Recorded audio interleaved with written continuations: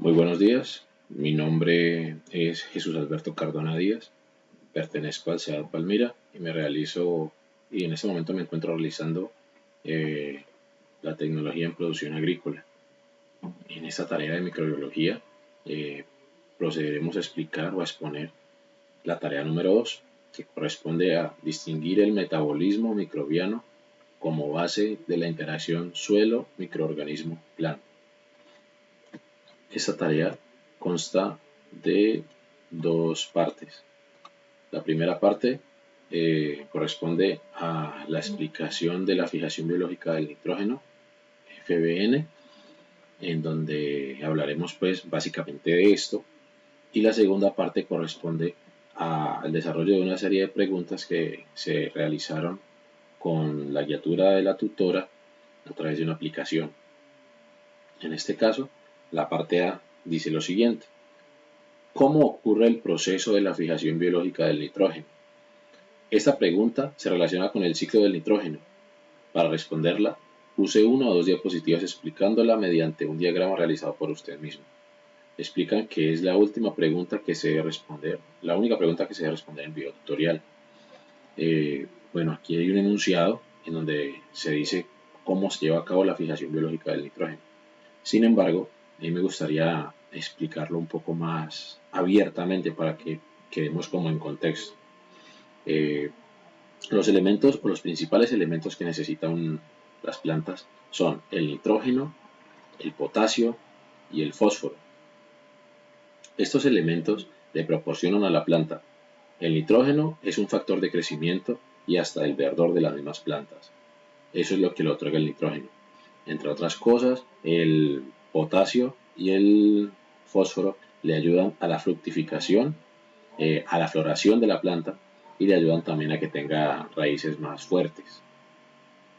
El nitrógeno por sí mismo no se encuentra en la tierra. Este proviene de la descomposición de la materia orgánica, de las heces y de la orina de los animales, que surge obviamente un proceso y después es asimilado, se convierte en nitrógeno en la tierra. Eh, ¿cómo, ¿Cómo llega el nitrógeno o cómo es asimilado por la planta? Ese es el proceso biológico de fijación. Aquí se produce una simbiosis, como el nombre o el título de la presentación lo decía. Hay una asociación simbiótica entre la planta, los microorganismos y hasta el mismo ambiente. ¿Por qué? Porque los microorganismos interactúan con la planta de la siguiente manera: absorben el nitrógeno que se encuentra en el ambiente y hasta en la misma tierra y lo reducen a través de una enzima que se llama nitrogenasa. Cabe recalcar que los microorganismos que nos ayudan en este proceso son unas bacterias que se conocen con el nombre de rizobios. A través de la enzima nitrogenasa nos ayudan a reducir el nitrógeno para que sea asimilable para la planta, convirtiéndolo en amoníaco y otros compuestos que también son útiles para la planta. Esta a su vez en su proceso, o sea, la planta a través de su proceso les devuelve a esas bacterias hidratos de carbono. Por eso decíamos que había como una simbiosis. Recordemos que este proceso es casi tan importante como la misma fotosíntesis. Adicional a eso, habíamos dicho de que también se veía beneficiado el agricultor y el mismísimo ambiente. ¿Por qué? Porque a la planta proveer su propio nitrógeno, desecha la posibilidad o no necesita, digámoslo así, la fertilización a través de químicos o la aplicación de urea, que dejan una huella de carbono bastante difícil o digámoslo así nociva para la tierra y las mismas plantas. Además de eso promueve ¿cómo se dice? La preservación de las fuentes hídricas. Entonces, este es uno de los más grandes beneficios que tiene esta fijación biológica del nitrógeno. Acá hay un esquema en donde se puede ver de manera muy básica, pero también muy concreta, la asimilación del nitrógeno. Acá podemos ver el nitrógeno en el ambiente, el nitrógeno atmosférico, que llega al suelo, es asimilado por esos microorganismos, las bacterias de las que hemos hablado, conocidos como rizobios. Se utiliza esa enzima que les ayuda a reducir ese nitrógeno, a convertirlo en amoníaco, que pasa a las plantas y a otros compuestos que también son de fácil asimilación o que son útiles para las plantas. Y la planta, al ya tener el nitrógeno fijado, obtiene beneficios tales como decíamos ahorita, el verdor y ese factor de crecimiento. Por otra parte, dijimos que había una simbiosis y la planta le retribuye a esas bacterias hidratos de carbono. Este proceso ocurre en las raíces. Esto es un proceso característico de las leguminosas y en las raíces se alcanzan a ver unos nódulos como unas esferitas que son como reservas de nitrógeno. Bueno, esto es lo que corresponde a la fijación biológica del nitrógeno. Espero que haya quedado claro. Es lo que yo entendí de lo que leí. Y pasamos a la parte B, en donde se le da solución al cuestionario que la profesora nos sugirió desarrollar con la aplicación. ¿De dónde procede el aporte más importante de CO2, dióxido de carbono en la atmósfera? Proviene de la descomposición de la materia orgánica. Completa el siguiente enunciado. El ciclo redox del carbono comienza con la fijación fotosintética del CO2, dirigida por la energía de, la respuesta es la luz. Tercera pregunta. ¿Mediante qué tipo de respiración se produce el CO2 de origen microbiano? El CO2 de origen microbiano se produce mediante respiración aeróbica o anaeróbica.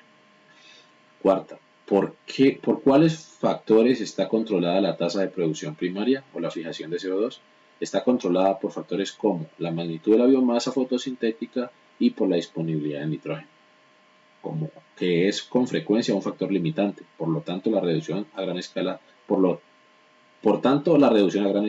de la biomasa. Cabe resaltar que esta respuesta es un poco más larga porque a la hora de responderla en la aplicación la respuesta era muy corta, ¿no? Sino que aquí hay como una explicación, pues. El siguiente enunciado, complételo. El sulfuro se forma a partir de la reducción bacteriana del azufre. ¿Qué tipo de bacterias utilizan compuestos inorgánicos como fuente de energía?